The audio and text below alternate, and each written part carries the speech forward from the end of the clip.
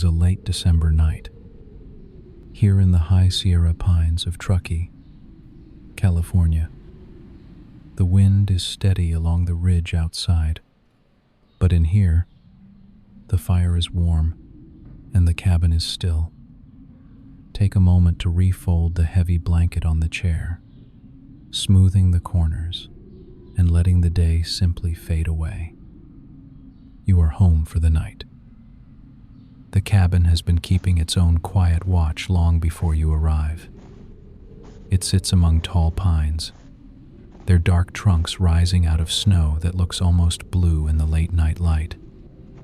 A small, steady glow at the window and the faint orange flicker along the curtains let you know there's warmth waiting inside.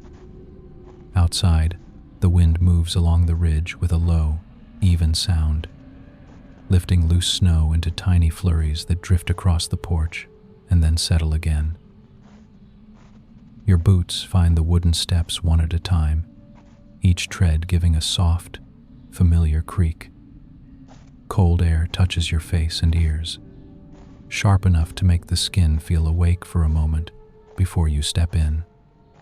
Your breath folds into the night in pale clouds that vanish as quickly as they appear. By the time you reach the top step, the day's travel feels like it has slipped a little farther behind you, left somewhere on the road that led up here. You rest one hand on the rail and pause at the door. The wood holds a chill, but the brass of the handle is colder, smooth under your fingers. You let your shoulders soften and take a slow breath in through your nose, just easy and unforced, and then let it out again in one long, comfortable exhale. Another breath follows without any hurry, the kind where your chest rises, your back loosens, and you feel the weight of the day begin to slide down and away. Nothing is waiting for you out here anymore. Everything you needed to carry has already been brought to the doorstep. When you open the door, a low wave of warm air slips around you, carrying dry wood, a hint of cinnamon, and the faintest trace of tea. The murmur of a small fire sounds from the far side of the room, not roaring, just ticking softly as it rearranges embers. Light from the hearth pulls across the floor in gentle bands, catching on the edges of a woven rug and the legs of two simple chairs. Behind you, the door closes with a careful click, sealing out the ridge wind and leaving it to move through the trees on its own. You set your bag down just inside the entry, where a strip of mat collects melted snow from your boots. The bag gives a soft, familiar thump against the floor, and it's a relief to see it no longer on your shoulder. Coat, scarf, gloves, all of it finds its way onto a row of hooks and the narrow bench beneath them. As each layer loosens and falls away, there's less of the outside world clinging to you. It feels like laying down thoughts, one by one, letting them rest where they are instead of carrying them any farther into the night. From the small kitchen area comes the gentle clink of ceramic and the whisper of water poured from a pot. Your neighbor has arrived ahead of you, just as planned, the one who knows this cabin as well as you do. They move with the easy quiet of someone who spent many winter evenings here, setting cups within reach and lifting the lid of a pot that's been kept warm on the stove. You hear only the low hush of their movement, the soft shift of socks across wood, and every now and then a murmur of steam escaping when the lid lifts. No conversation is needed yet. The shared silence is its own kind of welcome. You step closer to the main room and feel the floorboards adjust under your weight. The fire in the stone hearth is low but steady, just enough to keep the chill from the corners. Flames move lazily around thick pieces of wood, more ember than blaze, casting a gentle light along the rough beams of the ceiling. Shadows rise and fall on the pine-paneled walls, never sharply, always with rounded edges that make the room look softer than it did in daylight. The air here is warmer than outside, but not heavy, just a comfortable, even heat that reaches your fingers and the bridge of your nose.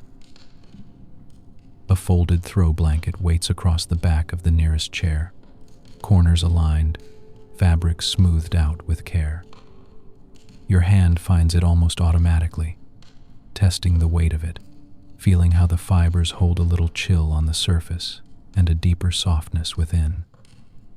You refold one end without thinking, shaking it once so it falls straighter, then laying it back across the chair in a way that pleases your eye. It's a small motion, a simple bit of order, but it leaves a sense that the night is lining up exactly the way it should. Your neighbor appears in the doorway with 2 cups, steam curling upward in slow streams. They hand one to you without ceremony, fingers briefly brushing yours, the warmth of the cup pressing into your palms. The tea is quiet and mild, something to hold as much as to drink. You wrap both hands around it and feel the heat seep into your fingers and across the backs of your knuckles. The first sip is small, just enough to confirm that the temperature is right, that the flavor is soft and not demanding your attention. You both settle into chairs near the hearth, angled slightly toward the fire, slightly toward each other. Outside, the wind adjusts its path along the ridge, its sound shifting from one side of the cabin to the other, like a slow, distant tide. Snow taps against the window every now and then, just a faint brush of crystals, then nothing again. Inside, nothing presses on you. No screens, no schedules, no lists. Just the warmth on your palms, the dull glow of embers, and the friendly presence nearby. You take another breath, as gentle as the last, and this time imagine placing everything you've been carrying, thoughts, worries, leftover conversations, on an invisible shelf by the door. You can pick them up again if you need to, but not tonight. Tonight, you let them rest. The cabin has been here all along, waiting with its steady warmth and quiet light. And now that you're inside, the only things left to do are simple and slow. After a while, you lean back into the chair, feeling the support along your spine and the way the cushion meets your shoulders. The fire moves through another quiet crackle. Your neighbor takes a sip and sets their cup down on a coaster with a gentle clink. No one needs to decide anything. The night has already chosen its pace, and you're allowed to follow it down, step by soft step, into the kind of stillness that lets the day finally, fully, set things down. The room settles around you in layers, each one becoming clearer the longer you sit. There is the nearest layer, where the fire lives, where your cup rests in your hands, where the fabric of the chair curves around your arms. Beyond that, there's the layer of everyday objects that make this cabin feel like a lived-in home rather than a borrowed shelter. Farther still, there is the night outside, the snow, the trees, the mountain air. All of it fits together into one quiet picture, with you resting exactly in the middle. The cabin itself is small, built more for comfort than for show. Pine boards line the walls, their knots and grain catching the firelight in soft patterns of gold and amber. The ceiling is low enough that the heavy beams feel close, but not so low that you ever feel crowded. In the glow from the hearth and a single table lamp, the wood takes on a warm, honeyed color that makes the whole space feel like the inside of a lantern. Shadows pool gently around the corners and under the furniture, never thick or dark, just enough to soften the edges of everything. A line of hooks and a narrow bench mark the entryway behind you. On the hooks hangs your heavy coat, its outer shell now slowly drying, with flecks of snow melting into dark patches. A wool hat droops beside it, brim bent where the fabric is still damp. On the bench, your boots stand side by side on a rubber mat, laces loosened, their soles leaving faint impressions of the drive and the path you took to get here. The sight of them, resting and empty, makes the interior warmth feel even more definite, as if the outside world has been politely asked to wait in the hall. To one side of the main room, the small kitchen tucks itself beneath a window that looks out toward the dark pines. Cabinets painted a soft, worn shade of cream line the wall, their wooden knobs smooth from years of use. A compact stove sits under a metal hood, one burner still warm from the pot your neighbor used earlier. The enamel kettle near the back holds onto a trace of heat too, giving off the faint aroma of spices that had steeped there not long ago. Along the counter, a simple row of mugs, a jar of cinnamon sticks, and a sugar bowl with a tiny, well-used spoon form a quiet, still life of late-night comfort. Your neighbor moves carefully in that space, rinsing the pot, setting it to drain, and wiping a small circle of condensation from the counter. The sounds they make are hushed by habit, the soft rush of water from the tap, the gentle click as they turn the handle off, the dull tap of ceramic against the sink. They place another log beside the hearth within easy reach, then return to their seat with the practiced ease of someone who has done this many times, in this very order, on other winter nights. Their presence adds to the feeling that the cabin is not just warm, but watched over. The temperature outside is quietly present in everything, even here indoors. You can sense it in the way the window glass holds a faint frost at its edges, a delicate tracing of white along the corners where the cold presses most firmly. When the wind moves along the ridge, a low sigh passes over the roof and down the walls, just enough to remind you that the air out there sits well below freezing. It might be somewhere in the 20s, the range where snow stays dry and light, where every breath out in the open turns crisp and visible. In here, though, your breath stays unseen, the air warmed by the fireplace and the slow, steady work of insulation and wood. You glance toward the window nearest the fire. Beyond the glass, the world is a quiet stretch of pale shapes and deep shadows. Snow has settled on the rail of the porch in a neat, undisturbed line. The trunks of the pines rise beyond it in tall, vertical strokes, bark dark and textured, branches holding small puffs of snow that look like brushed cotton. When the air stirs, you can just make out the movement of the highest branches swaying against the sky, their outlines barely visible in the dim light reflecting off the snow. Every so often, a stray flurry lifts from the ground and crosses the cone of light from the porch fixture, glittering for a heartbeat before disappearing into darkness again. Closer in, the details take on that familiar American mountain cabin feel.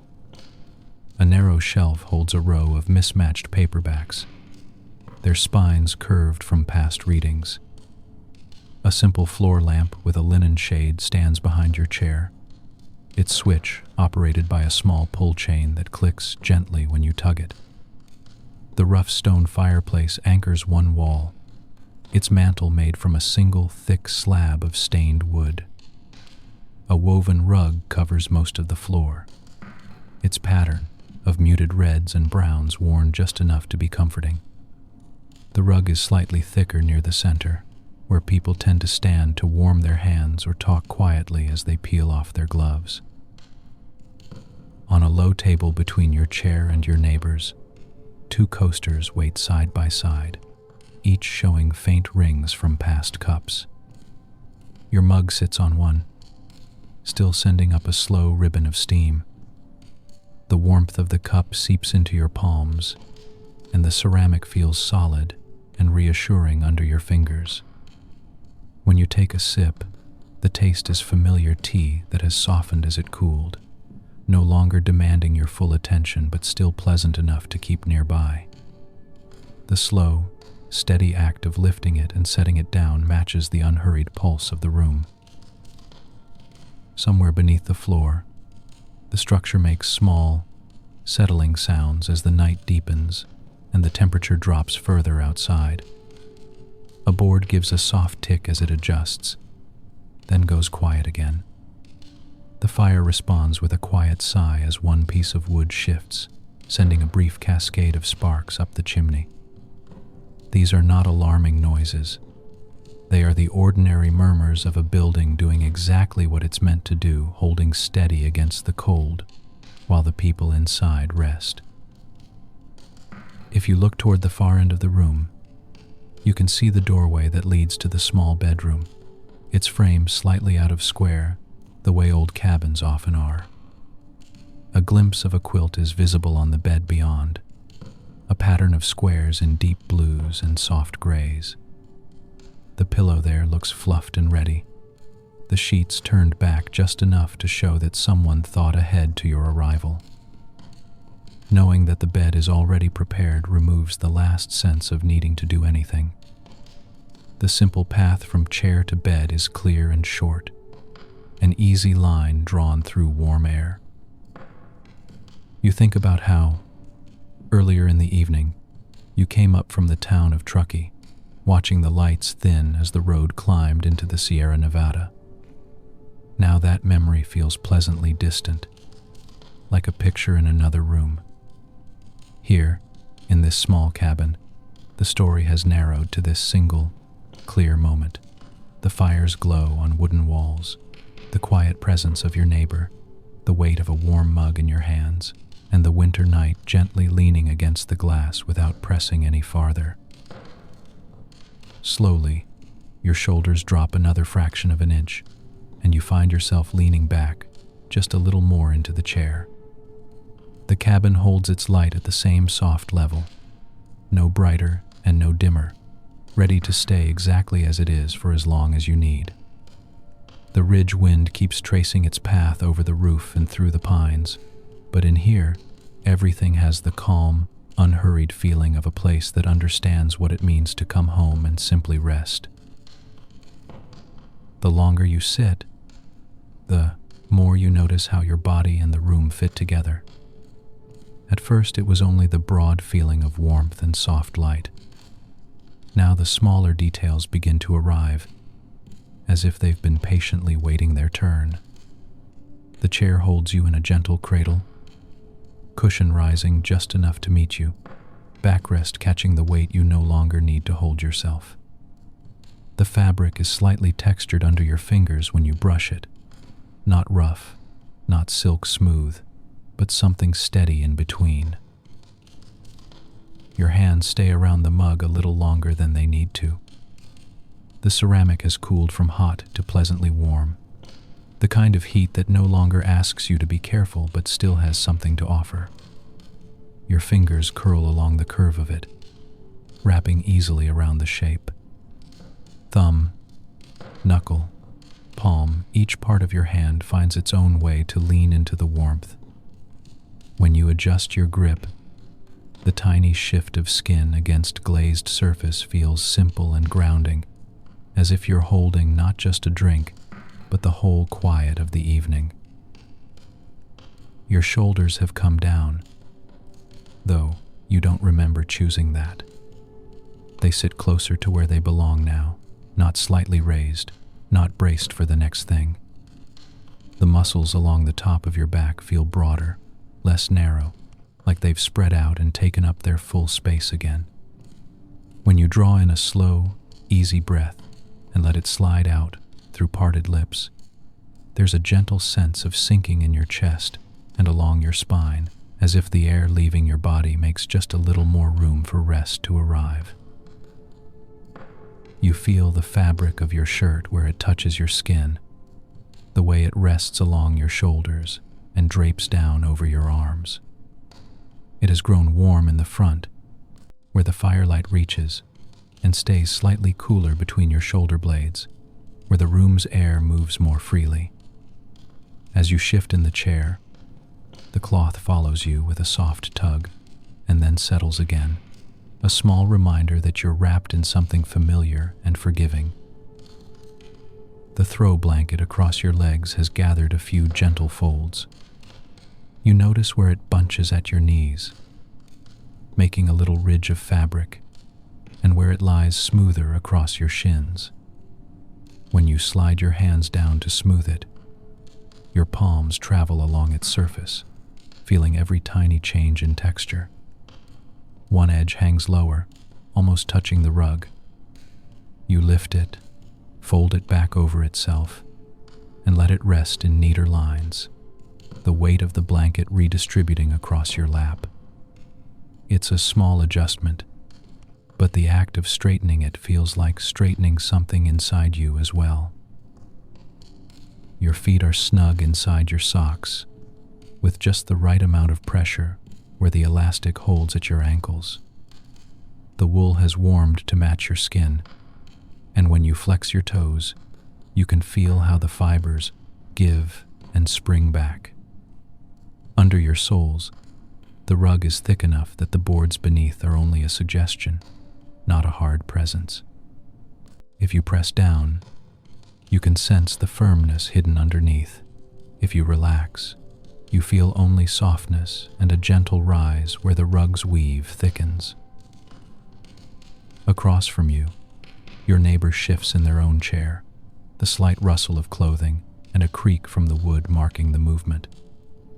They cradle their cup in both hands, breathing in the scent before each small sip.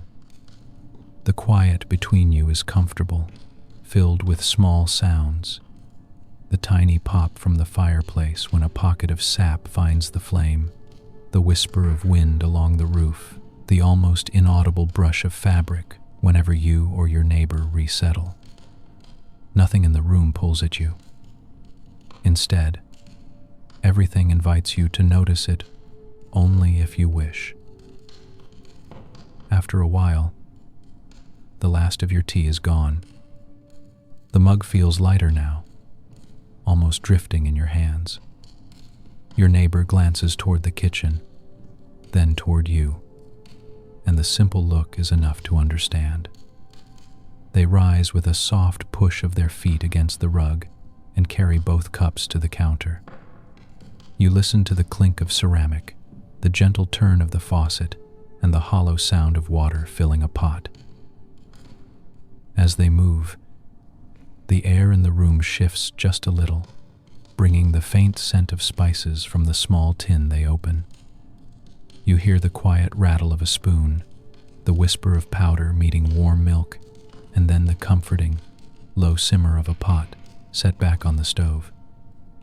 The promise of golden milk with cinnamon begins to travel through the room even before it's ready, soft and sweet, wrapping itself around the dry scent of the wood fire. You let your eyes close for a moment, not to sleep, just to feel. Behind your eyelids, the glow of the fire becomes a gentle orange haze. You notice the weight of your head balanced on the back of the chair, the slight angle of your neck, the way your jaw has unclenched without you having to ask it. The skin around your eyes eases, your forehead smooths, and without any effort, your face begins to match the calm of the room. Your hands rest now on the arms of the chair, fingers slightly curled. You can feel the grain of the wood beneath the finish, the faint line where one piece joins another. When you drag a fingertip slowly along the edge, there's a quiet reassurance in the steady straightness of it, as if someone long ago decided how this chair would hold people, and that decision still stands tonight. You open your eyes again to the same soft scene. The fire still glows low, the shadows still tumble quietly across the walls, and your neighbor now stands at the stove, stirring the pot in lazy circles. They pour the golden milk into 2 clean mugs, the pale surface catching the warm light, tiny bubbles forming at the edges before settling. When they bring one to you, the warmth is deeper than the tea's had been, thicker and more enveloping. The scent of cinnamon brushes your face, comfortingly familiar, like the memory of other winter nights that ended well. You wrap your fingers around this new cup, feeling the heat reach further into your palms. When you lift it, the weight is reassuring, heavier than you expect in a good way. The first sip is slow and careful. The milk is creamy and smooth, the spice gentle rather than sharp. It moves down your throat with a warmth that spreads outward, along your chest and up toward your shoulders. You feel it land in your stomach like a soft, glowing stone, something solid and kind that will stay with you as the night deepens. Each swallow becomes its own small moment of presence, a tiny pause in which nothing else needs to happen. You taste. You feel the warmth. You notice the way your body responds by relaxing a little more. The chair, the blanket, the cup, the air, your own breathing, they all line up together, not demanding attention, but ready to offer it whenever you choose to look. The room is not asking you to do anything grand.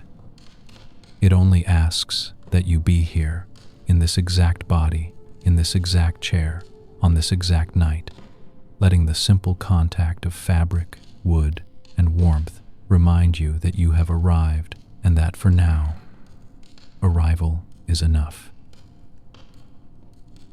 After a time, when the golden milk has cooled to a drinkable warmth and the weight in your limbs has become pleasantly heavy, you feel a small, steady urge to move. Not out into the night, not away from this place, just a slow, unhurried drift around the cabin itself, as if the room is inviting you to see it from more angles than the chair can offer. You set your cup down on the low table, aligning it with the edge of the coaster so it feels settled and safe. The blanket slips a little as you stand, sliding from your lap to the seat of the chair in a soft rustle. You gather it up, shake it once to smooth the folds, and refold it more carefully this time, edges meeting, corners aligned. When you lay it back across the chair, it looks ready and waiting for when you return, a small act of care already done for your future self. Your feet find the rug with a muted thump, and you feel the thicker weave beneath your toes. Standing, you notice the temperature gradient in the room, warmer at shoulder height, where the fire has breathed heat into the air, cooler nearer the floor where the cold from outside still presses faintly under the boards. It's not uncomfortable, only a quiet reminder of the world beyond the walls. You take a step, then another, listening to the whisper of the rug and the gentle creak where the floorboards begin. You move first toward the fireplace.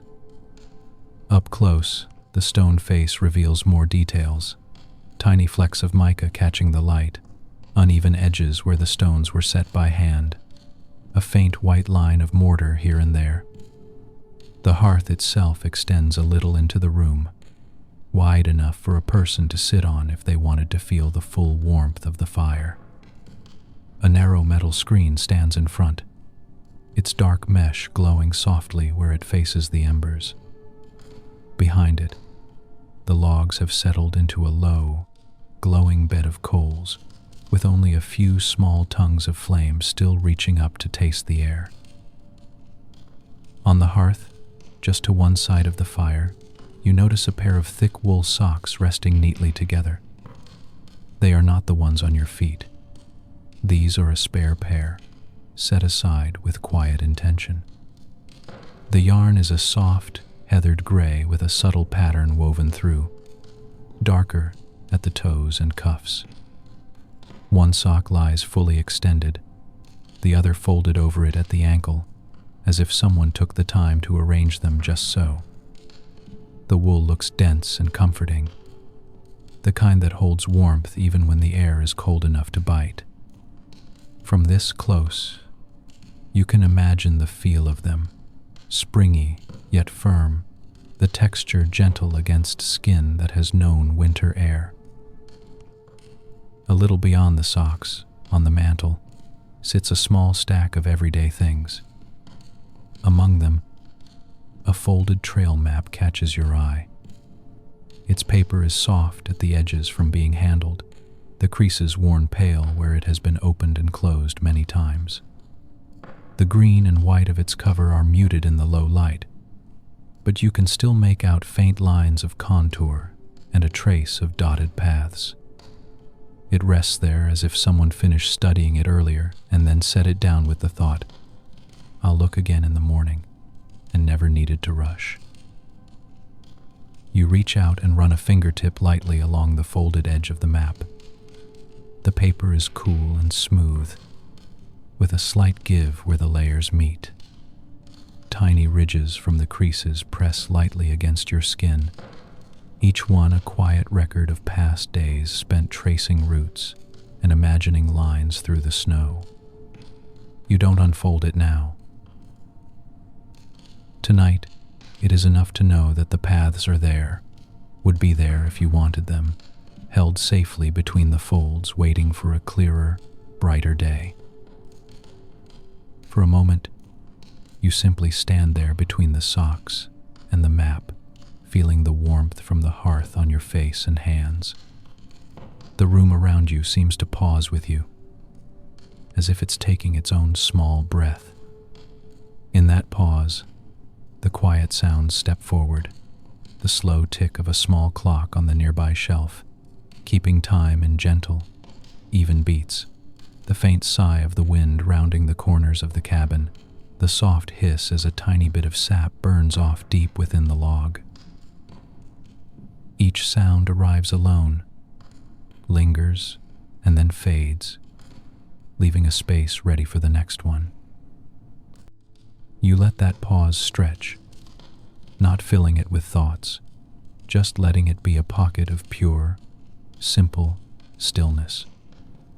Then, when it feels right, you move again, turning slowly away from the hearth to see the rest of the room. Near the front window, a narrow table stands against the wall. On it lies a small bowl for keys, now holding only a few coins and a folded note. Beside it, a worn pair of knit gloves dries quietly, fingertips slightly curled. The window above them shows the night in a soft, blurred way, the glass fogged faintly at the edges. Beyond, the snow-covered ground reflects enough light that you can just make out the dark line of the path you walked earlier and the suggestion of nearby trees. Snow still falls, but gently now, tiny flakes drifting rather than driving, caught in the glow from the porch light before they melt into the deeper blue of the shadows.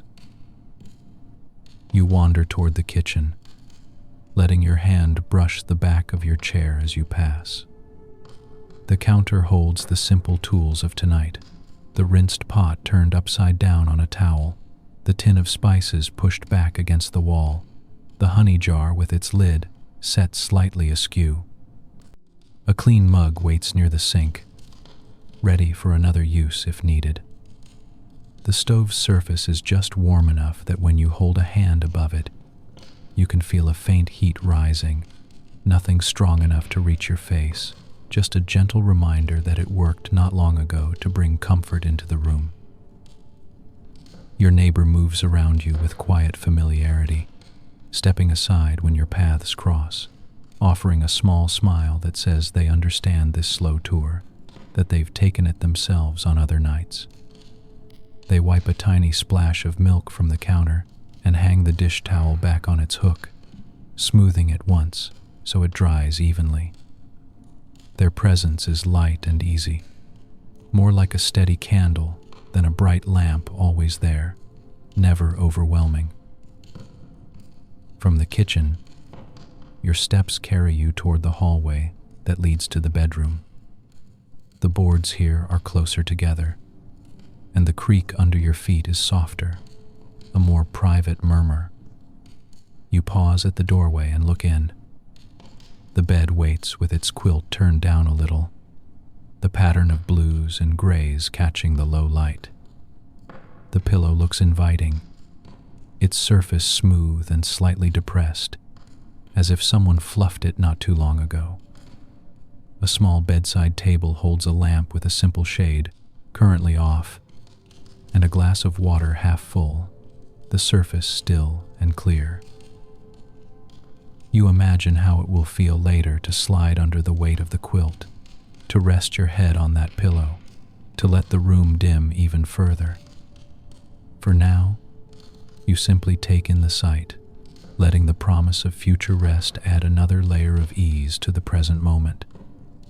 The path from where you stand to that bed is short and uncomplicated, as if the cabin has arranged itself to make every transition tonight as easy as possible. Turning back toward the main room, you notice again how everything connects. The chair with the neatly folded blanket, the low table with your half-finished mug of golden milk, the hearth with its soft glow, the wool socks waiting patiently nearby, the folded trail map resting above them. Each object feels placed, not by chance, but with a kind of quiet kindness. None of them ask to be the center of attention. They are just there, ready to be seen when you have the energy to look. You return to your chair, following the same few steps in reverse. The rug greets your feet, the cushion welcomes your weight. The blanket rises again to cover your legs. Your hands find the mug, now cooler but still warm enough to offer one last sip or two. As you settle, you glance once more toward the hearth, taking in the gentle scene of wool and paper and ember glow. The map stays folded. The socks stay patiently paired. The fire keeps its slow, steady work. Somewhere behind you, the small clock continues its even. The wind traces another path along the ridge outside. Snow turns quietly in the air, and the cabin holds its shape around you, offering space, warmth, and time. The slow tour complete, you've gathered the whole room into your awareness, piece by piece. Now, with everything in its place and nothing demanding your attention, you're free to sink a little deeper into the night's calm, knowing that the small, steady details will be right where you left them whenever you choose to notice them again. The room has settled, and you have settled with it, but some small part of you still wants to move your hands. Not to fix anything urgent, not to solve anything, only to let your fingers and shoulders remember gentle, simple motions. Your gaze drifts to the chair across from you, to the throw blanket you folded earlier in the evening. It lies there in quiet readiness, but the folds have softened as you sat, edges relaxing just a little, corners slipping out of perfect alignment. The sight of it stirs a calm impulse. You could tend to that. Just that one thing. You finish the last sip from your mug, the golden milk now lukewarm but still smooth and soft, then set the cup carefully back on its coaster. Your hands rest for a moment on your knees, feeling the warmth that lingers from the drink inside you. Then you let your fingers press into the blanket across your lap, feeling its gentle give, and decide to rise. When you stand, your body moves slowly, as if it has learned the pace of the room and doesn't want to disturb it. The blanket glides down your legs, the seat of the chair.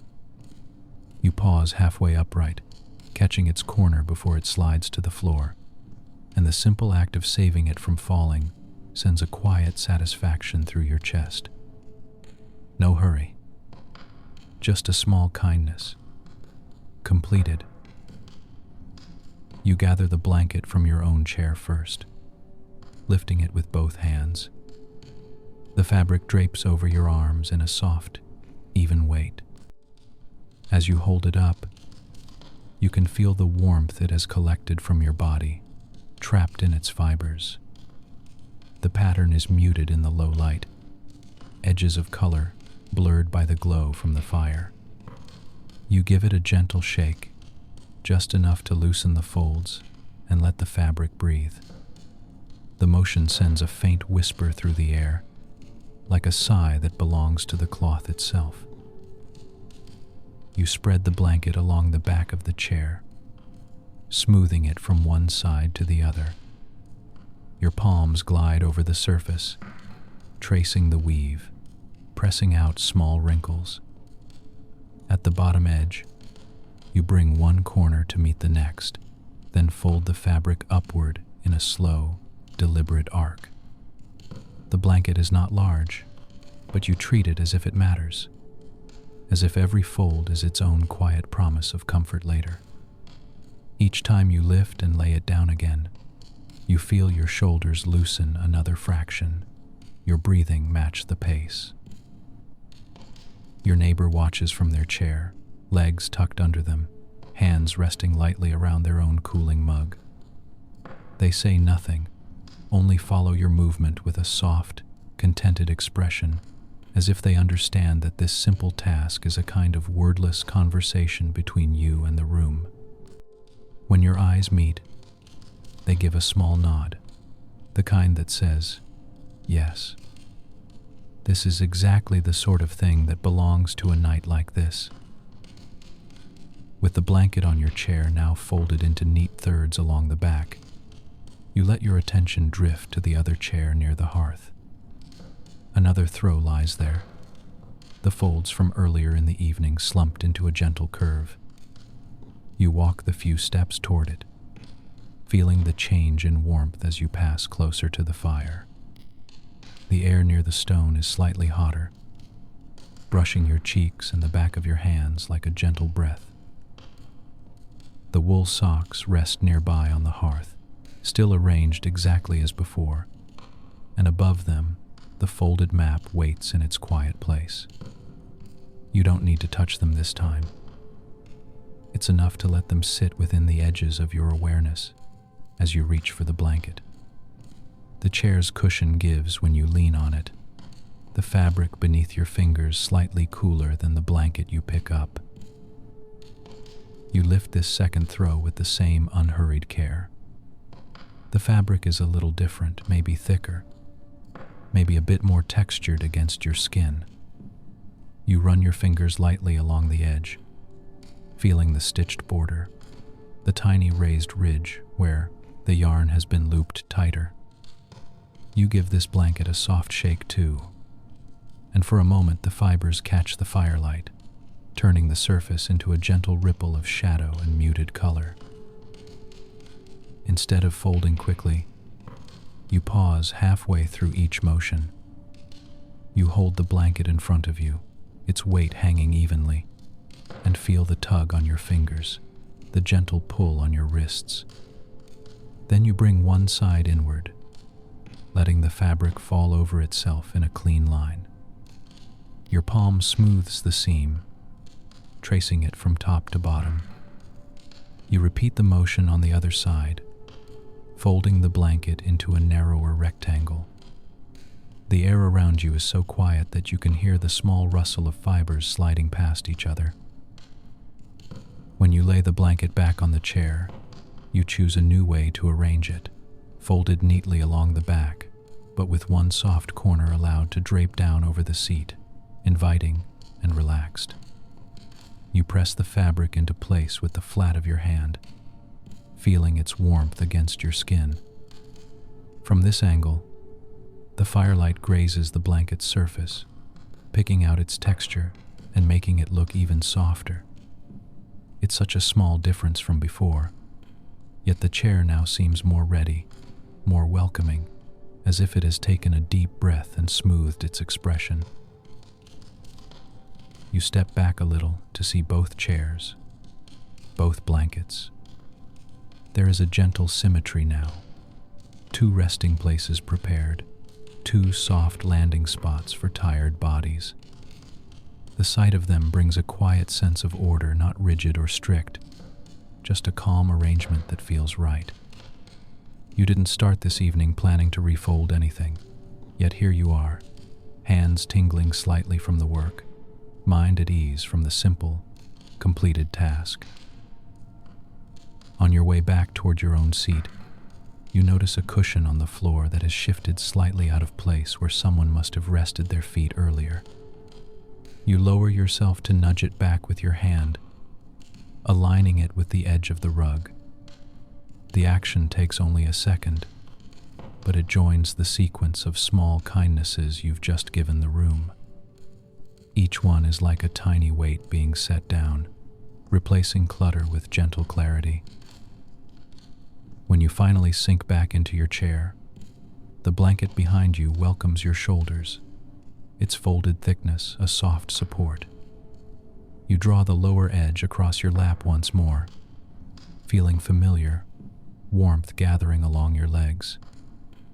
The cushion settles under your weight with a comforting sigh.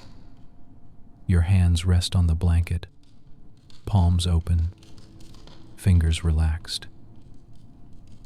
You glance around the room and see the subtle difference your micro-task has made.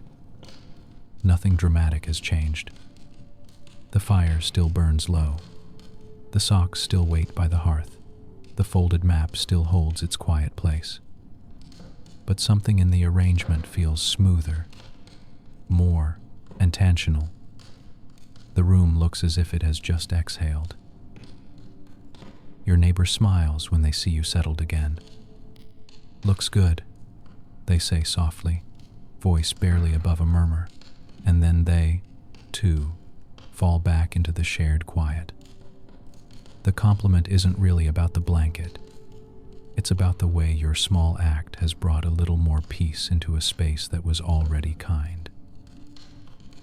You let your eyes wander once more over the chairs, the neat folds, the steady glow along the stone. A sense of gentle completion settles over you, this one task done. No list attached to it, no expectation of more.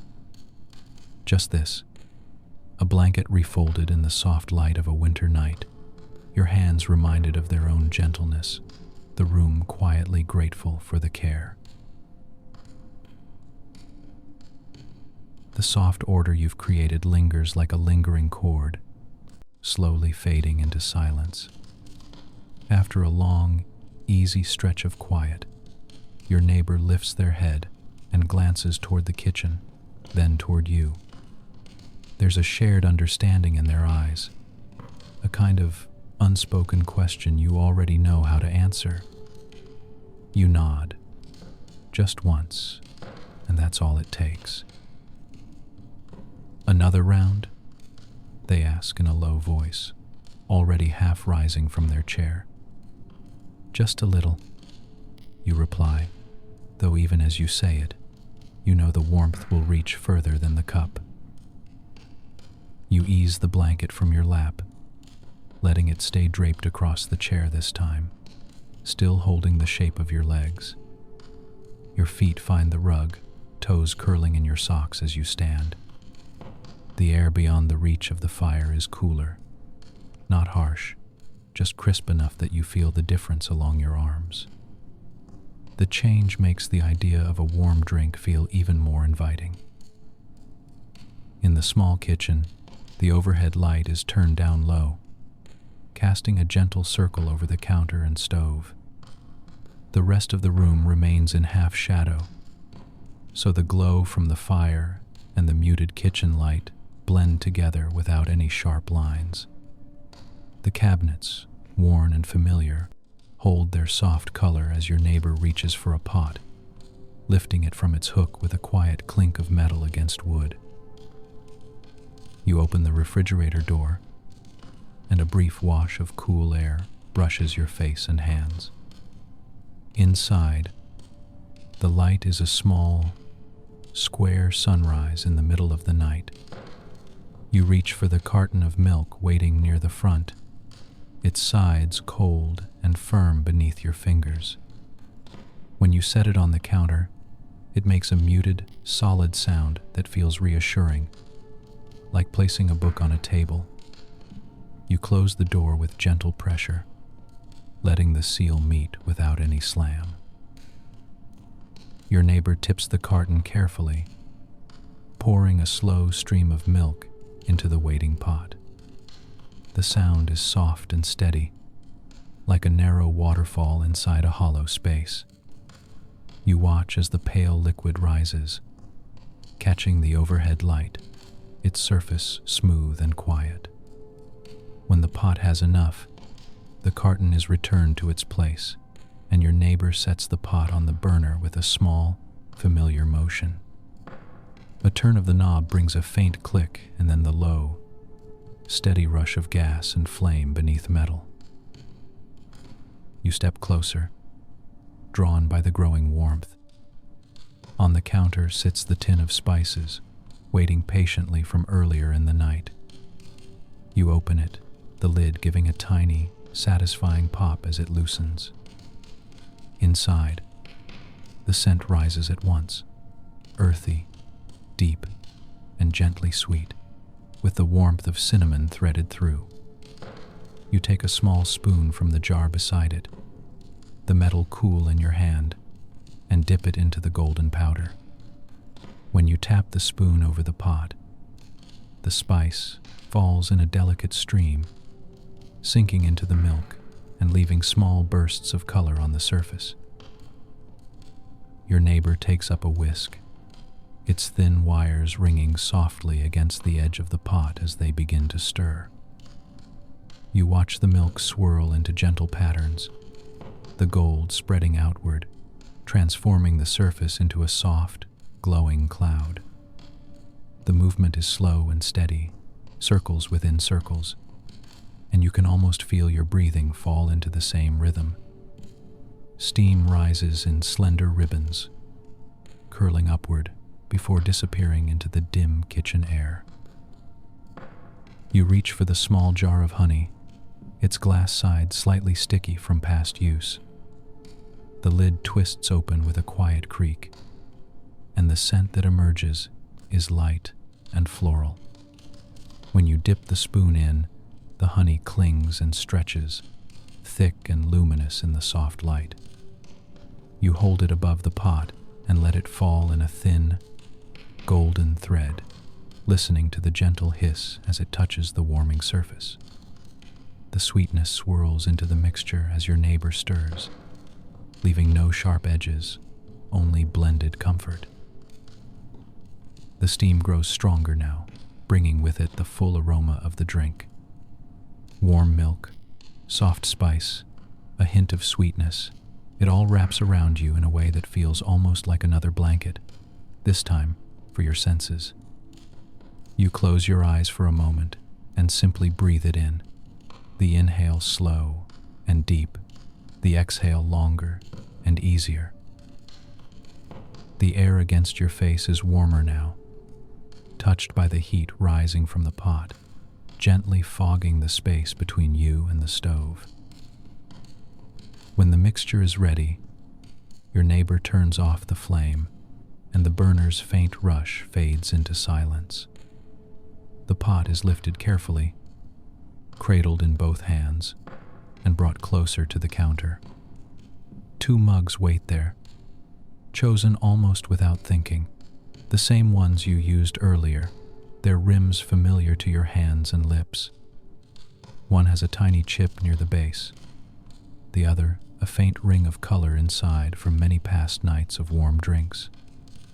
They sit side by side on the worn surface, ready and patient. The pour is unhurried.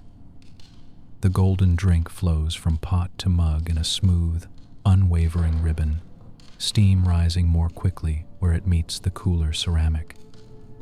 You watch it fill each cup, stopping just shy of the rim, leaving enough space for the warmth to move and breathe.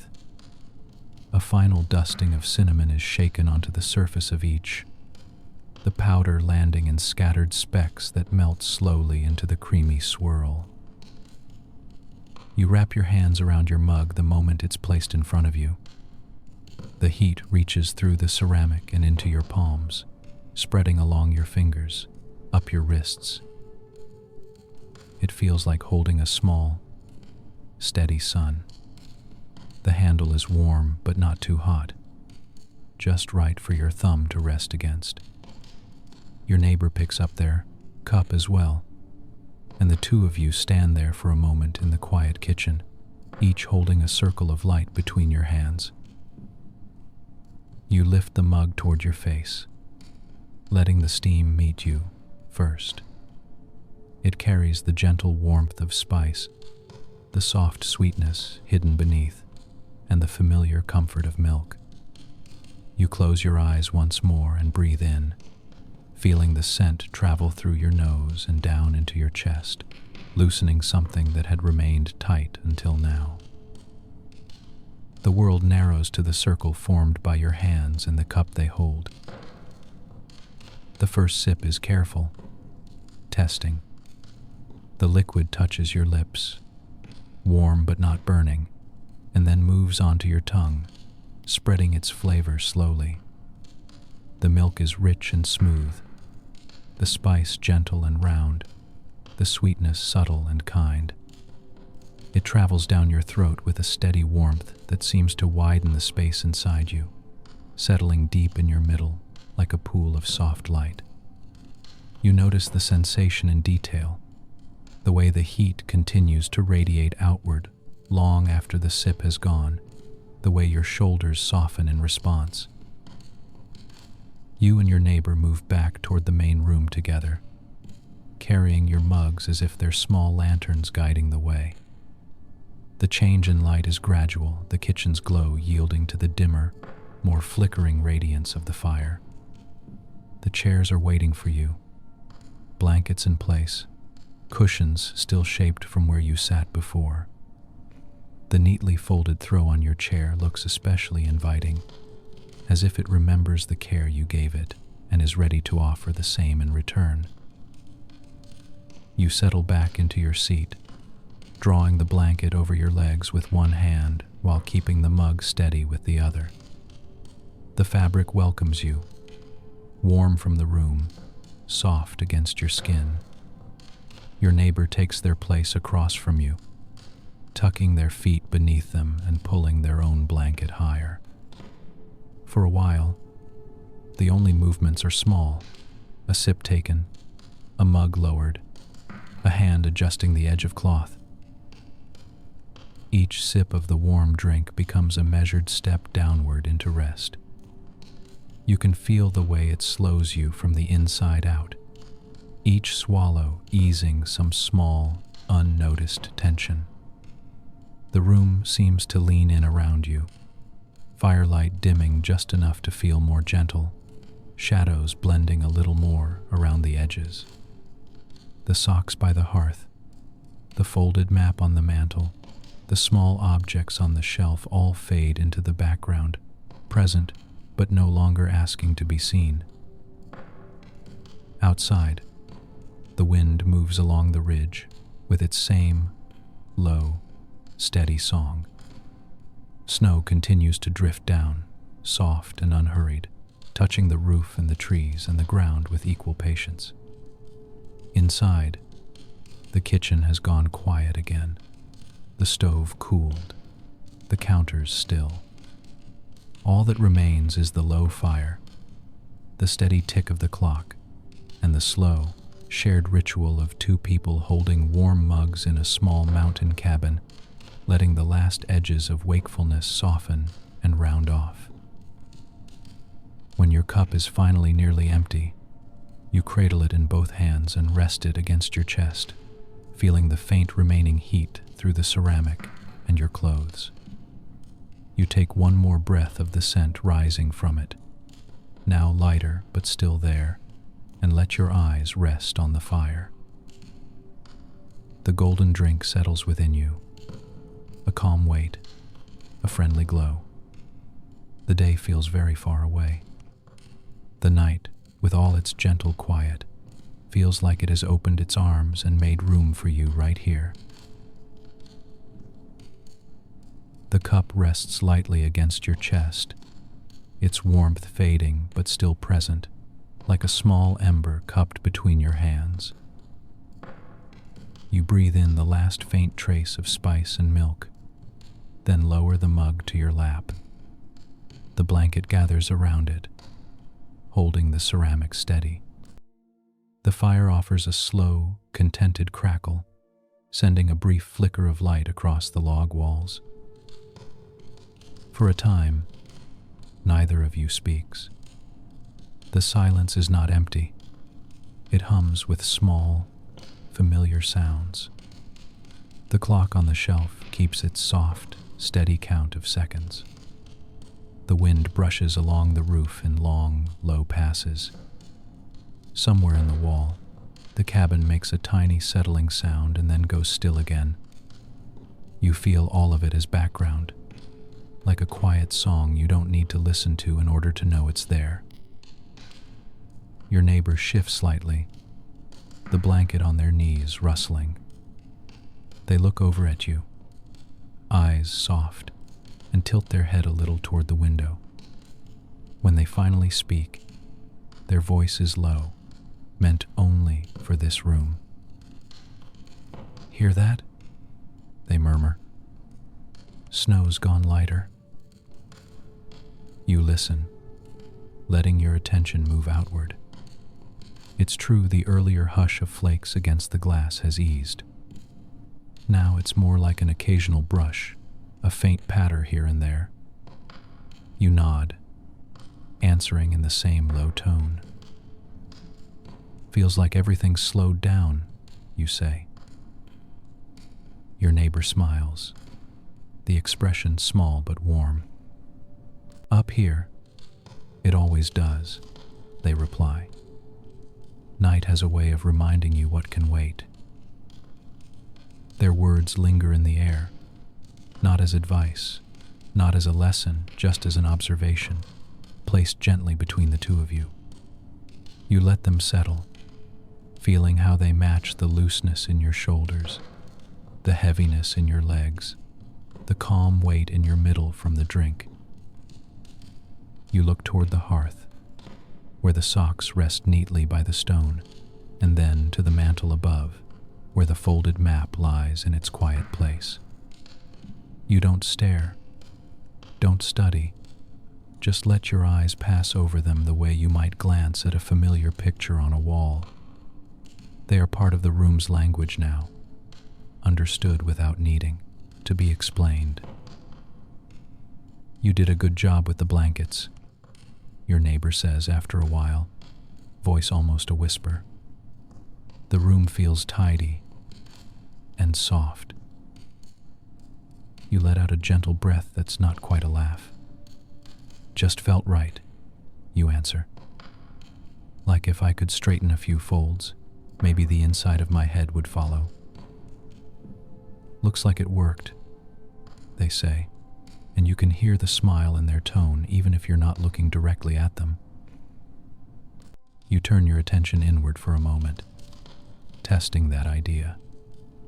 Inside your mind, the day's earlier thoughts do seem farther apart, less crowded. Little tasks, passing worries, fragments of conversations, they feel like objects you left near the door, resting on that invisible shelf you imagined when you first arrived. You could pick them up again later if you needed to, but right now, none of them feel urgent, and some may not need to be picked up at all. "Sometimes," your neighbor continues, still in that low, drifting voice, "coming up here feels like stepping out of a hallway. You know, all those doors, all those choices. And then you get to this one space, and it's just one room, one night." You let the image settle in your mind. A long, busy hallway with doors on both sides, then a simple cabin at the end of it, with only one door, standing open. You picture yourself walking through that door, leaving the long corridor behind, letting it fade into the dark. In here, there is only the chair, the fire, the blankets, the gentle presence by your side. Feels nice, you whisper, to only have to be here. Now, they nod, gaze drifting toward the window again. You can almost hear it, they say. The way the night says, that's enough for today.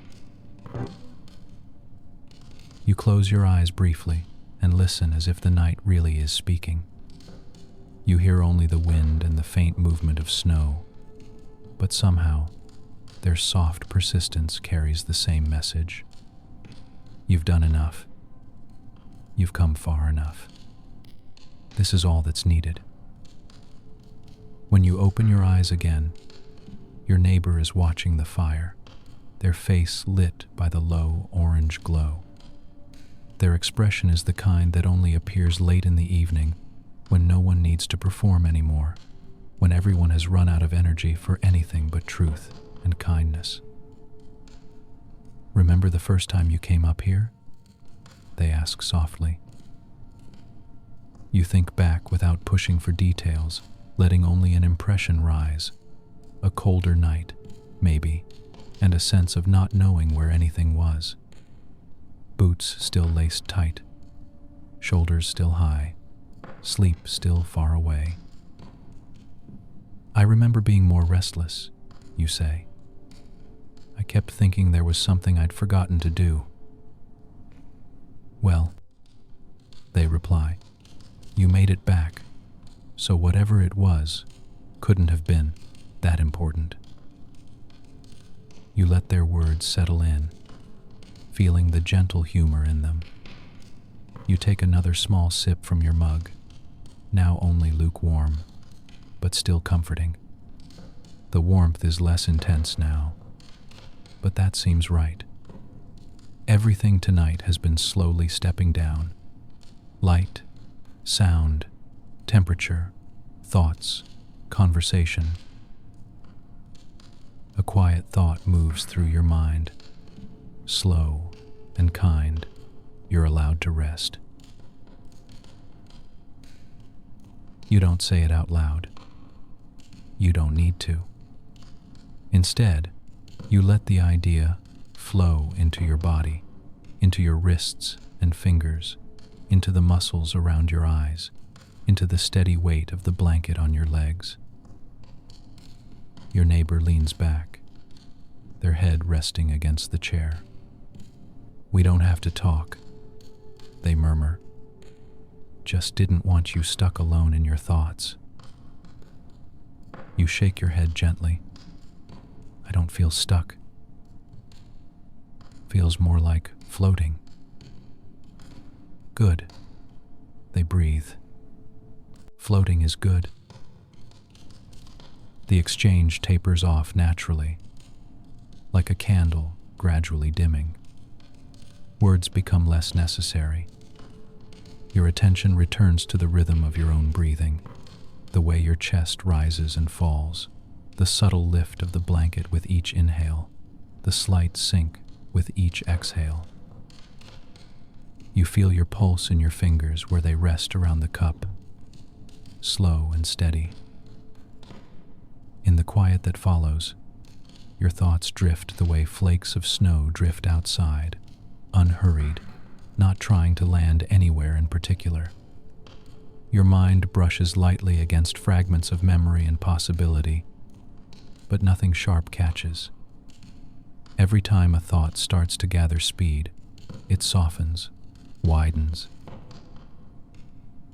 You sit there with your neighbor, sharing the same pool of soft light and low sound, with only the occasional glance, the smallest of smiles, the quiet comfort of knowing that even in silence, you are accompanied. The cabin holds you both with the same gentle patience, waiting as the night draws you further into its stillness. one whisper, one breath at a time. After a while, the warmth of the drink inside you becomes a kind of gentle echo. Your cup is nearly empty now, only a thin circle of golden liquid clinging to the bottom. You set it carefully on the table, listening to the soft click of ceramic against wood. Your neighbor does the same, and the two mugs rest side by side, like two small moons that have just finished their work. Your eyes drift back toward the hearth. The fire has settled into a low, glowing bed of embers, each one a small, pulsing core of color. The wool socks rest where you last saw them, their gray shape softened by shadow. Above them, on the mantel, the folded trail map waits, its edges catching just enough light to outline its shape. Something about seeing them, together, the socks by the stone, the map above, the embers between loosens, a quiet thread of memory. You let your gaze rest there, not staring, just allowing. The room stays with you, but another layer opens, as if the cabin carries its own gentle history and is willing to share a piece of it with you. You remember an earlier day in the snow, not long ago. The sky then was a pale, sun-bright gray, the kind that makes every branch and trail stand out clear and sharp. You can almost feel the weight of the boots on your feet, the tug of laces against your ankles, the soft grip of wool around your toes. Those socks by the hearth were on your feet then, warming you from the inside of your boots out, keeping the cold at a comfortable distance. You picture yourself pausing on a ridge during that daytime, breath turning to brief clouds in the colder air, the wind tugging gently at your coat. Your neighbor stood beside you, the map unfolded between you, its paper ruffling lightly in the breeze. You held one side, they held the other, fingers gloved but still feeling the texture of the paper through the fabric. The lines on the map traced out possible paths, lines that curved along the slope, dotted tracks that led into the trees, markers that hinted at quiet places you might visit. You didn't need to know every turn. You picked one route, the two of you agreeing with a small nod, and then tucked the map back into a pocket. The memory isn't about the trail itself, not about any particular destination. It's about the ease of standing there side by side, knowing you had time, knowing you could change your mind at any point and it would still be all right. Now, here in the cabin, the map lies folded again, its work for the day complete. You look at it and recall the feeling of folding it earlier, smoothing the creases so they lined up neatly, pressing its edges flat. The same care you gave the blankets tonight, you gave the paper then. A small act of order in the middle of a wide, white landscape. Your gaze lowers back to the socks by the hearth. They have dried completely now, and even from your chair, you can imagine their warmth if you were to pull them on. You remember taking them off when you first came inside that other day, snow still clinging to the cuffs of your pants, your toes carrying a faint, sharp cold. You sat on the bench near the door, unlaced your boots, peeled them away, and then tugged off the socks. They were damp from the long walk, but not uncomfortably so, just a testament to the distance you'd covered. You had laid them by the hearth then, much like they are now. Your neighbor had added a fresh log to the fire, and together you watched the steam rise from the wool in small, ghostly wisps that twisted for a moment in the air before disappearing. There had been a kind of quiet satisfaction in that sight. Effort completed, warmth returning, everything gently resetting itself. In the present, you imagine what it would feel like to reach for them again, to pull them over your feet for the walk to the bedroom later, the wool hugging your toes and heels, the elastic holding snug at your ankles. The thought is not about needing to do it, but about knowing you can, that the small comfort is waiting, ready to be used whenever you decide. The memory draws closer, soft around the edges, not demanding attention but offering it. You recall, too, how earlier, as the afternoon had begun to lean toward evening, you and your neighbor sat at this same table with the map spread out once more. The fire had been higher then, light brighter, the air humming with that pleasant tiredness that comes after a good day spent outside. You traced the lines of the trails with one finger, following the loop you had walked, the places where you had paused to look out over the valley, the quiet stand of trees where the snow lay untouched. Your neighbor had circled one small clearing on the map, the one where you both stopped to listen to the wind move through the tall branches. "This one," they'd said, tapping gently. "We'll come back here again." Now, looking at the folded map on the mantel, you know that circle is still there, hidden inside the layers of paper. It's a small mark, made in pencil, but it feels like a promise that stretches beyond any single day.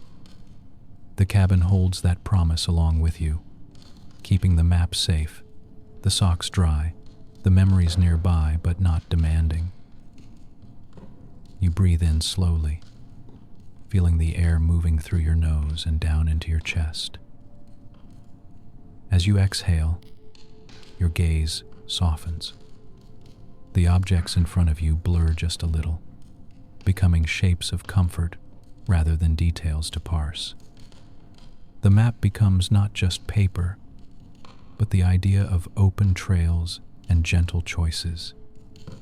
The socks become not just wool, but the idea of warmth returning after cold, of rest after movement.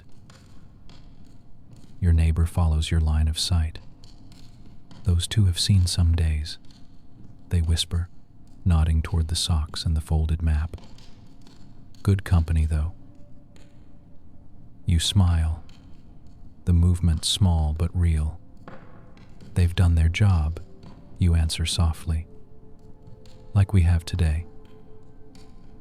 They hum in quiet agreement, a sound that feels as much like a blanket as anything in the room.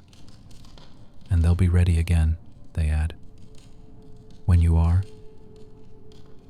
You let that thought drift through you, not as an expectation, but as reassurance. There will be other days, other walks, other chances to unfold the map and pull on the socks, to choose a path and then come back here to the same hearth, the same chairs, the same gentle ending. You don't have to plan any of it tonight. You only need to know that it's there, waiting peacefully in the background, like the embers behind the screen. The memory settles, finding its place among many others, and the cabin comes forward again as the clearest reality. The fire glows, the clock ticks, the wind hums along the ridge. The map rests, the socks wait, the chairs hold you and your neighbor in their soft, steady embrace. You draw the blanket a little higher over your legs and let your eyes linger one last time on the scene by the hearth. Then your gaze returns to the gentle play of light on the rug, the way the shadows flicker and fade, the way the night continues to wrap itself around the cabin in deeper and deeper layers of quiet. The anchors of your day, those small, ordinary objects by the fire, have become part of the story of this night, not calling you to action, only reminding you that you are held by more than just walls and wood. With that awareness resting softly in the back of your mind, you let your thoughts drift again, slower now, as the world outside grows quieter and the room seems to lean a little closer, ready to carry you further into rest. The room feels as if it has breathed out with you, long and slow. The map resting on the mantel, the socks by the hearth, the blankets folded over the chairs, everything has found its place for the night. For a while, you simply sit and look at it all, letting your eyes wander without needing to land anywhere in particular. Eventually, a gentle nudge arises inside you. Not a push, not a demand, just the soft thought that it might be time to tuck the evening in. You glance at the mugs on the low table, cooled now, rings of pale gold clinging to the insides. Your neighbor follows your gaze and gives a small, knowing nod. "I'll take those," they murmur. "I'll come with you," you answer, your voice just as low. You ease the blanket from your lap again, letting it slide to one side of the chair. Your hands linger on the fabric, smoothing it once more out of habit, pressing away a small crease with your thumb. The simple contact feels like a farewell gesture to this part of the night, a way of saying, "Thank you." You stand and feel the slight coolness near the floor, the whisper of the rug under your feet. The mugs are warm only at their centers now, where the last of the drink holds on to some heat. You wrap your fingers around one handle, your neighbor takes the other, and the two of you walk together toward the kitchen, the soft clink of ceramic marking your passing. In the kitchen, the overhead light remains low, a muted circle over the sink. You set your mug gently in the basin, listening to the hollow sound as it meets Aina porcelain. Your neighbor does the same, then turns the handle of the faucet just enough for a thin stream of warm water to flow. The air around the sink grows slightly more humid as the steam rises, carrying with it faint traces of spice and honey. You rinse your cup slowly, watching the pale film swirl away, then set it upside down on the towel laid out on the counter. The motion is unhurried, and in the simple act of washing and placing, there is a quiet sense of completion. You repeat the process with the second mug, then reach for the pot that held the golden milk. It is heavier, its sides still warm to the touch. Together, you tend to it. One of you tips it gently, letting the last thin streak of liquid slip into the sink, while the other directs the water, setting a small foam of suds swirling inside. The metal rings softly as you turn it, the sound low and soothing. When it's clean, you lift it from the water and feel the smoothness of its rim beneath your fingers. It, too, finds its place upside down on the towel, beads of water clinging and then slowly gathering into droplets. The spice tin is still on the counter. You wipe the faint dusting of powder from around its base, gather the small spoon, and nestle it back inside before pressing the lid down with a gentle click. The honey jar receives similar care.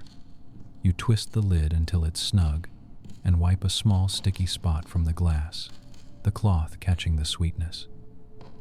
Each object seems to relax into stillness as it's set back where it belongs.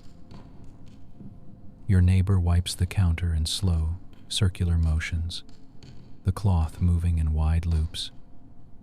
There's no rush, no need to scrub, just a light clearing away of the evening's traces, leaving the surface smooth and ready for morning. Near the stove, the burner is cool now. You rest your hand a few inches above it, just to confirm, and feel only the faintest leftover warmth, like the memory of heat rather than the thing itself. When everything on the counter has been set right, the kitchen looks simple again, mugs drying, pot resting, spices and sweeteners tucked into their corner. The small light overhead feels a touch brighter against the darker window beyond, where the night presses gently against the glass. You reach up and tap the switch, letting the brightness ease down until only a single lamp near the main room remains. You walk back into that pool of warmer light. The fire is lower now, embers gathered in a soft mound. A few small sparks glow near the center, pulsing gently like sleepy fireflies. You kneel at the hearth and pick up the small metal tool that rests nearby. With quiet care, you use it to draw the embers together, tucking them into a tighter cluster so they'll last longer into the night. The faint sound of ash, shifting and tiny, coals clicking together fills the quiet, then settles. Your neighbor stands a step behind you, watching. "Looks good," they say softly. "It'll keep a little glow for you." You nod, feeling the warmth brush your face as you straighten up. You hang the tool back on its hook, making sure it sits neatly in its place.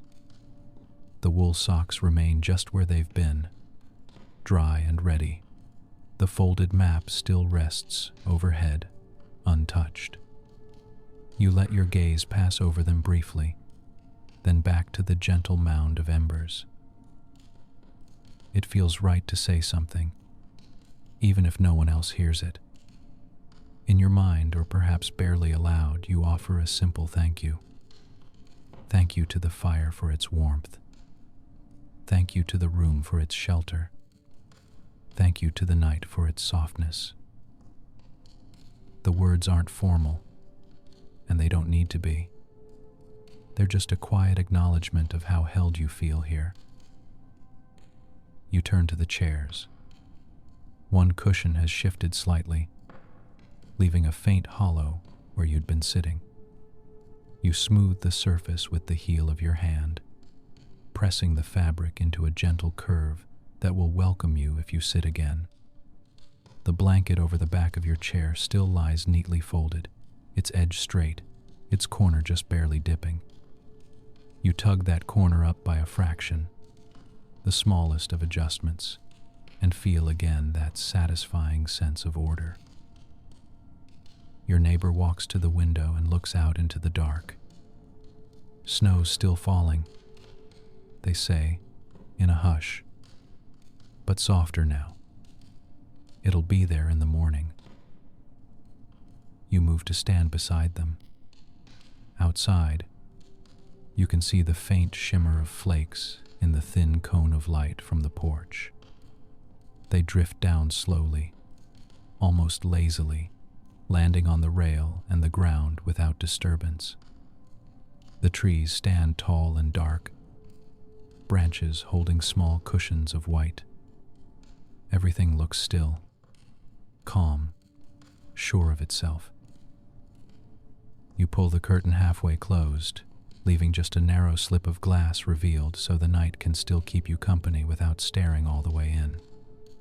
The fabric settles with a soft whoosh, and the room feels cozier, more contained.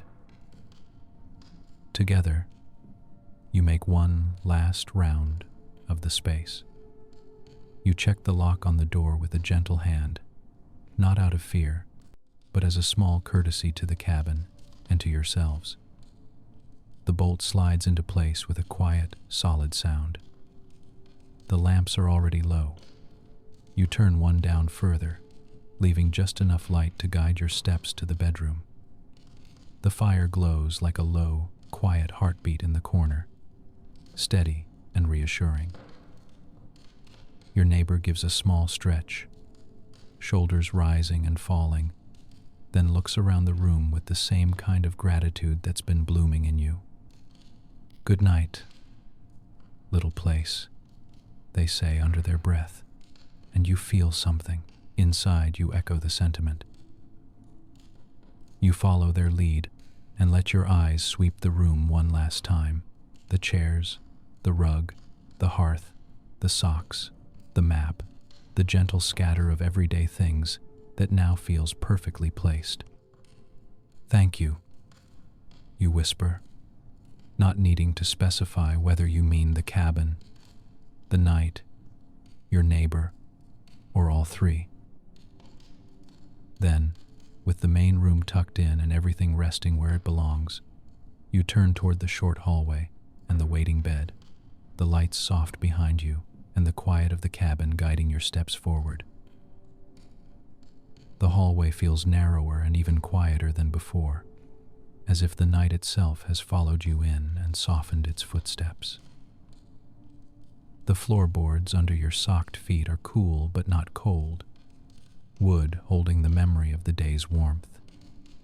Each step is gentle, a slow shift of weight from heel to toe, the faintest whisper of fabric against the boards. The light from the main room reaches only partway down the hall, fading into a dusky glow that gently invites the body to slow further. You reach the small bathroom first, its door slightly ajar. When you push it open, the light inside is dim and kind, reflecting softly off the mirror above the sink. You close the door behind you with a quiet click that seems to seal you into a private little pocket of stillness. You turn the tap just enough to set a stream of warm water running. It takes a moment to heat, the pipes giving the tiniest of murmurs. Then the flow becomes pleasantly warm against your fingers. You cup your hands underneath, feeling the water gather in your palms, its weight growing until you lift it to your face. The warmth touches your skin in a slow, even wave, running from forehead to chin, tracing along your cheeks. You repeat the motion, slower the second time, letting the water loosen the last traces of the day. The towel on the hook is soft and well worn. You press it gently to your face, not rubbing, just holding and patting, letting the cotton drink up the moisture. The fabric smells faintly clean, with the mild, honest scent of soap and air. As you lower the towel, your skin feels calm and cool, the rest of your body drawn toward that same peaceful state. You brush your teeth with unhurried attention, the simple rhythm of the motion as familiar as breathing. The soft scratch against enamel, the taste of mint, the quiet swish of water in the small basin. Each sound is small and contained, part of a ritual your body recognizes as a prelude to sleep. You rinse the brush, set it back in its place, and take a last sip of cool water, feeling it travel down your throat and settle quietly. In the mirror, your face looks softer than it did earlier. The lines of the day have blurred, replaced by an easy slackness around your eyes and jaw. You meet your own gaze only briefly. There's no need to examine or evaluate. You know, in a wordless way, that you have brought this body through another day and safely into this room. That is enough. You turn off the bathroom light and open the door. The hallway is darker now, lit only by a gentle glow from the bedroom ahead and the faint, warm suggestion of embers from the main room behind. Your neighbor's door is slightly open as well, their own space waiting. You hear a small rustle, a drawer closing, the soft brush of fabric as they move through their own quiet steps. In the bedroom, the lamp on the bedside table is turned low, its shade casting a mellow circle over the quilt and pillow. The bed looks exactly as you left it earlier, covers turned back, sheets smooth, pillow waiting. The sight is deeply, almost surprisingly comforting, as if the bed has been holding this space for you all evening, patiently keeping its promise. You move slowly, folding back the top of the quilt a little more, feeling the weight of it gather in your hands. The pattern on its surface is made of soft, dark shapes, blurred at the edges by the dim light. You smooth your palm over the sheet beneath, noticing the slight chill that lingers there, a coolness that will warm quickly once you lie down. You change into sleep clothes with small, unhurried movements, fabric sliding over skin, old familiar cotton replacing the layers you wore all day. Each piece you remove feels like another little burden set aside. Your daytime clothes are laid gently over the chair in the corner, not in a pile, but in a loose, tidy stack that will be easy to sort in the morning. For a moment, you stand by the window. The glass is cool beneath your fingertips when you touch it. Outside, the night is a soft blur of dark shapes and pale snow, the world beyond the glass still and quiet. You consider the idea of opening the window just a crack, but when you rest your palm fully on the pane, the cold that seeps through reminds you how low the temperature has sunk. The air out there is sharp and hard-edged, the kind that drains warmth quickly. In here, the air is already just right, calm, still, gently warmed by the fire you tended earlier. You leave the window closed, the seal between inside and outside remaining soft and sure. You pull the curtain most of the way across, leaving a small gap where the faintest hint of the pale snow glow can filter in. It's enough to keep you aware that the world continues gently beyond the cabin, but not enough to disturb the darkness that's gathering in the room. "Good night," comes your neighbor's voice from the hall, barely above a whisper. You step to the doorway and see them there, already in their own soft clothes, a mellow light behind them. Their face carries the same loosened expression as your own, a mix of tiredness and ease. "Good night," you answer, matching their tone. "Sleep well." They give a small smile. "You too." The fire's set. That phrase lands gently in you. The phrase lands gently in you. We're tucked in. Not just you, not just them, the whole cabin, the night, the quiet, all settled together. They retreat into their room, their door resting half open, a small invitation to shared safety without any intrusion. You turn back to your own bed. The room is hushed now, the only sounds the faint, distant tick of the clock down the hall and the softened rush of wind moving along the ridge outside. You sit on the edge of the mattress and feel it give under your weight, springs and padding adjusting in a slow, comfortable yield. You slide your feet under the sheet first, letting them find the cool cotton, toes curling slightly as they test the temperature. It's a gentle cool, not biting, and within moments, your warmth begins to spread, turning the space around your feet soft and welcoming. You ease yourself further in, drawing the sheet and quilt up over your legs, then your waist, then your chest. Each inch they climb brings a deeper sense of being held. When you finally rest your head on the pillow, you feel the way it lifts the base of your skull just enough, how it supports the curve of your neck. You adjust it once, sliding an edge, a fraction of an inch forward, and then it's perfect. The fabric against your cheek is smooth and cool. Your hair moves lightly against the pillowcase as you settle your head into a comfortable angle. You draw one slow breath in, filling your lungs without effort, then let it flow out in a long, unbroken stream. As you do, your shoulders sink more fully into the mattress, the muscles along your back releasing into the support beneath them. The quilt feels pleasantly heavy, like a gentle hand pressing you lovingly toward stillness. Your arms find their resting place easily, one hand near your middle, the other by your side, fingers relaxed. You become aware of your heartbeat, steady and unhurried, a quiet drum deep within your chest. Each beat feels like a soft knock on the door between waking and sleep, patient and calm.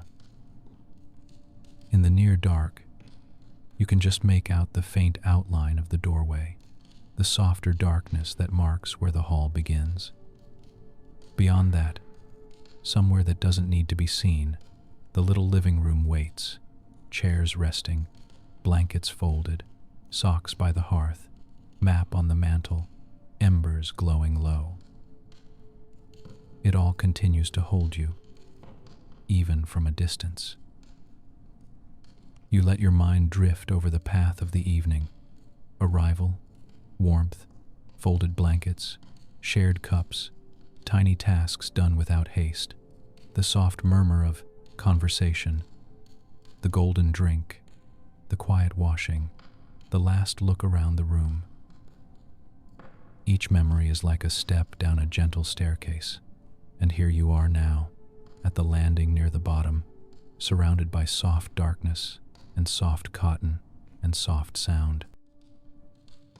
Outside, the wind has settled into a long, low hum along the ridge, consistent and soothing. Snow still falls, but you hear it only as a faint suggestion against the roof, like distant hands brushing gently at the edges of the world. Inside, the cabin makes no demands. It simply holds its shape around you, wood and insulation and stone forming a calm, protective shell. Your breaths grow slower without your having to direct them. Inhale, easy and mild. Exhale, longer, drifting. The spaces between breaths feel wider, softer, filled with a quiet that needs no words. Your thoughts become lighter and more scattered, fragments that never quite solidify before they dissolve again. You let your attention rest on one simple sensation, the weight of the quilt against your body. It is consistent, sure, reassuring. It tells you that you are here, that you are safe, that gravity is gentle tonight. With every breath, you feel yourself sinking a little deeper into the mattress, into the warmth, into the hush. You don't have to decide when to sleep. You don't have to mark the moment when waking ends and dreaming begins.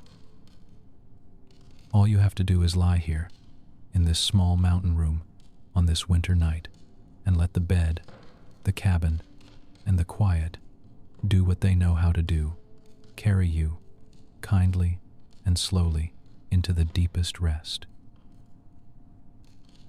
The room around you has grown very quiet.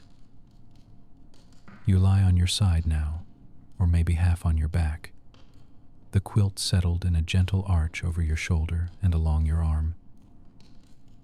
The pillow cradles the curve of your neck, and the sheet beneath your fingers feels smooth and faintly cool where your hand rests. Your eyes are closed, but the darkness is not empty.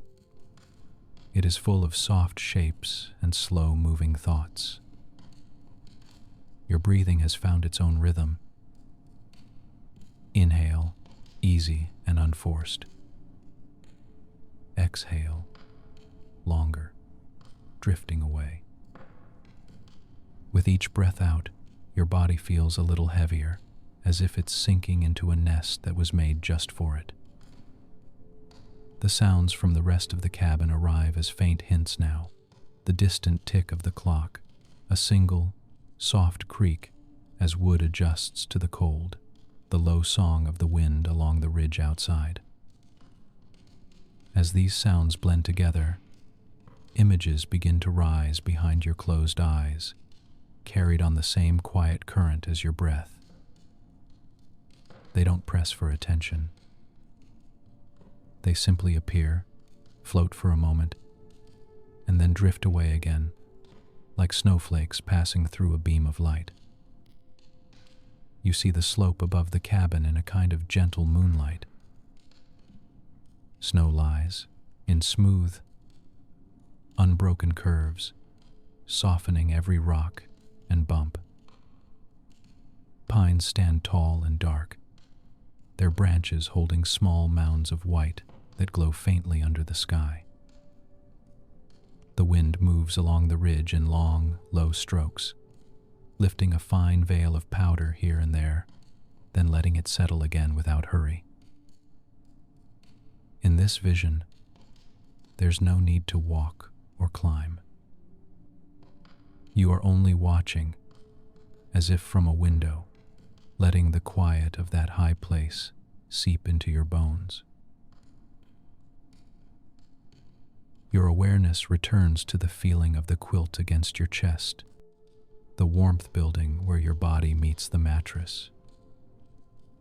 You feel the slow, sure beat of your heart against the inside of your ribs, steady and calm. The image of the ridge lingers for a moment more and then loosens, like a page turning by itself.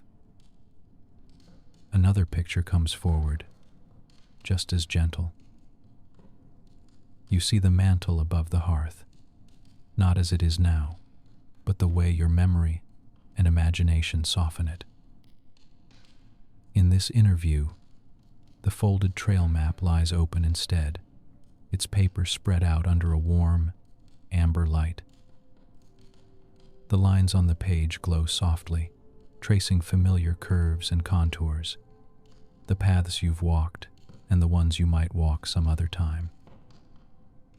Tiny marks show where the trees gather, where slopes ease into valleys, where clearings wait like small, quiet rooms in the forest. You don't need to read any of the words.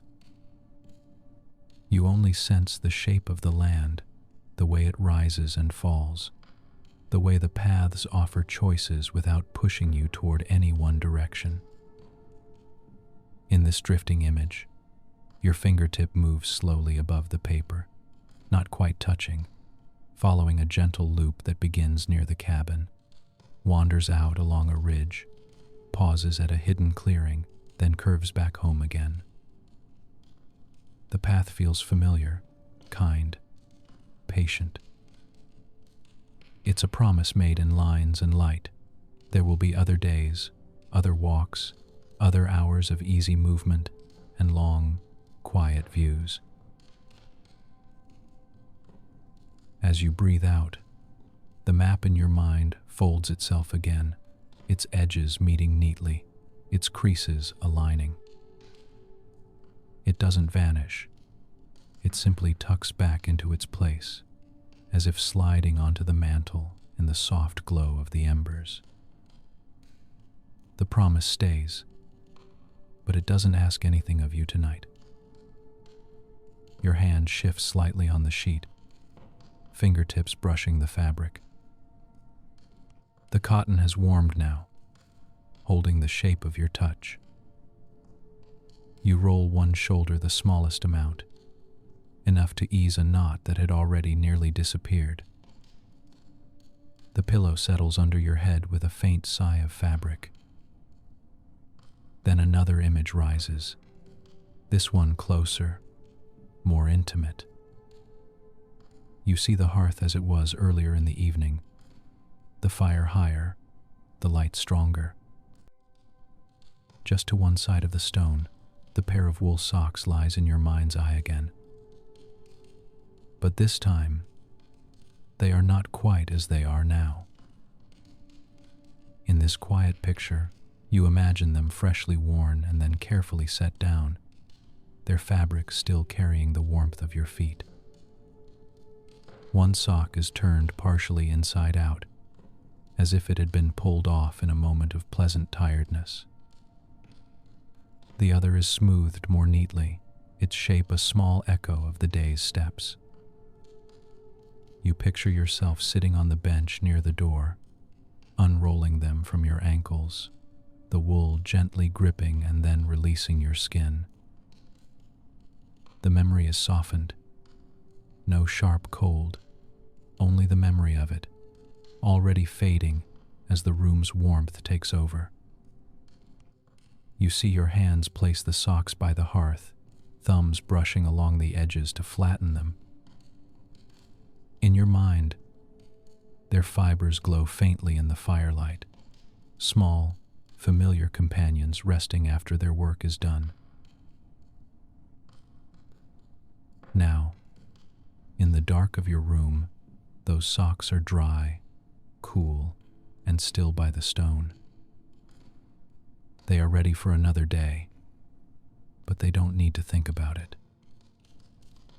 They are just there, waiting, as quietly as you rest here under the quilt. The image drowses and drifts away. You become aware again of the rise and fall of your chest, the warmth collected under the covers, the gentle weight of the blanket over your legs and hips.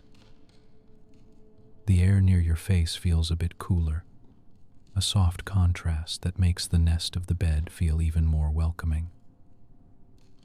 You breathe in, slow and steady, and feel the coolness at the tip of your nose.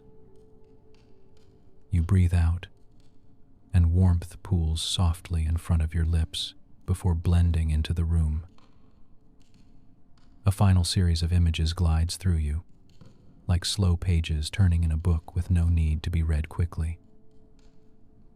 You see the chairs in the main room, their cushions holding the faint impression of where you and your neighbor sat. The blankets are folded neatly over their backs, corners aligned, edges hanging just so. The mugs are dry on the counter now, turned right side up, waiting for some future evening that will come when it's ready. The spice tin is closed, the honey jar lid snug, the pot resting quietly where you left it. You glimpse your neighbor in their own room, though you don't need every detail. You sense them resting under their own covers, their breathing slow and deep, their body held by the same night, the same wooden walls, the same quiet ridge outside. The simple knowledge of their presence is another kind of blanket, invisible but warm. In the last of these drifting visions, you see the hearth again as it is now, embers clustered close, their glow dimmer but steady, a low bed of orange and red that pulses softly in the dark. Above them, the folded trail map lies at rest, its edges catching a faint shimmer of light. Below, the wool socks are paired together, both turned right side out now in your mind's eye, their shapes small and content, like two tiny pillows for tired feet. They feel different now than when you first noticed them, less like tools waiting to be used, more like quiet symbols of the day that has gently closed. The map holds the memory of where you've been and where you might go. The socks hold the memory of each step and the promise of more. Tonight, they are done with their work. Tonight, they keep you company simply by existing in the same small cabin, at peace. As these images fade, you remain here in your bed, wrapped in the quilt, supported by the mattress, held by the dark. The cabin breathes with you in its own way, wood, stone, and snow all settling into a shared hush. Outside, the ridge and the trees and the snowfields rest under the sky. Inside, the anchors of your day sleep at the hearth, and you drift slowly toward your own deepest, quietest rest. You lie very still now. The quilt is a gentle weight across your body, warm and steady. The pillow cradles your head in a way that feels perfectly shaped to you, as if it has been waiting all this time for exactly this moment. Your breathing is slow and easy. Inhale, soft and natural. Exhale, a little longer, smoothing everything inside you. With each breath out, your body feels heavier, more at home in the bed. Your legs rest fully, no effort in them at all. Your arms are loose, hands quiet, fingers uncurled. Your spine relaxes into the mattress, each small muscle along your back releasing, tiny knots loosening without you needing to do anything. The cabin holds you. The walls, the roof, the floor beneath you, they form a calm shell around your resting body. The last faint glow from the embers in the other room keeps a low, gentle warmth moving through the air. The wind along the ridge outside has softened into a single, steady hush, like someone whispering a wordless lullaby at a distance. Somewhere in the near dark, your neighbor is asleep, their own breathing moving in a quiet rhythm that matches the night. The socks by the hearth rest. The folded map rests. Every small thing that carried you through this day has been set down. Inside you, a simple feeling spreads, gratitude without words. For the warmth, for the blankets, for the cup in your hands earlier, for the cabin, the ridge, the snow, the gentle company, for this body that has brought you here and is now allowed to rest. You don't need to think about mourning. You don't need to remember anything or plan anything.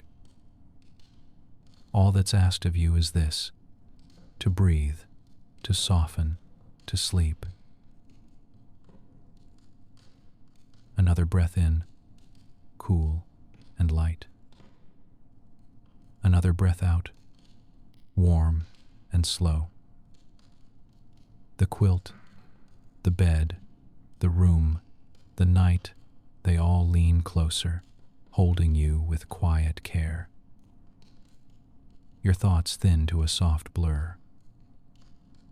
The world narrows to the steady beat of your heart and the rise and fall of your chest.